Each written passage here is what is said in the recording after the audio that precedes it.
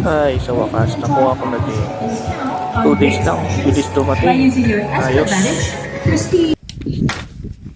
Yan ang balot ng bag.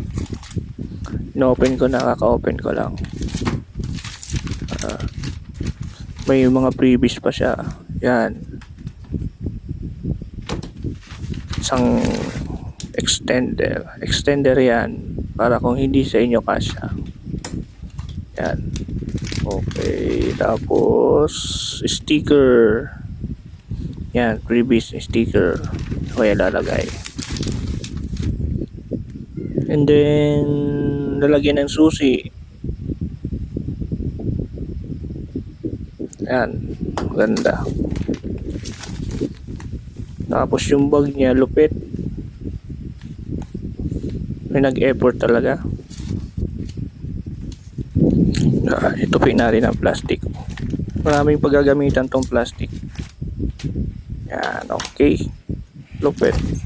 Tapos, ang main event, ito yung bag. Yan, tingnan natin sa loob. Tingnan mo na, op. Yan. Op. Yan, ang ganda, dami siyang mga packet sa loob. Yan, maraming paglalagyan. Kaya, maganda yung material, matibay.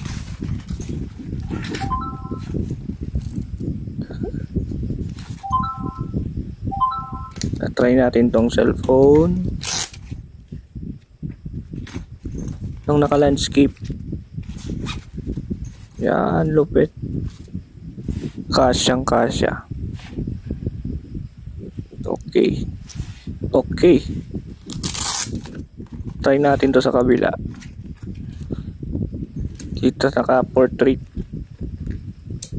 Dito talaga safe na safe yung cellphone mo kasi napakaraming safety locks. Yan, may dalawang packet yan. Yan. Kasya. Try ko lang dito sa una. Dalawang packet yan sa unang ko linagay.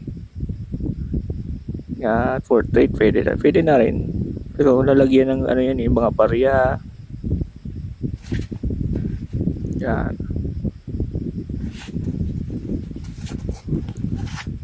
Tapos try natin dito talaga sa lalagyan niya. Portrait mode. Portrait na packet. Maganda dito kasi pwede mo siyang i-portrait tapos landscape. Try natin yung forma. Malupit. Ang forma. Parang ang design niya ay parang pang military. Parang may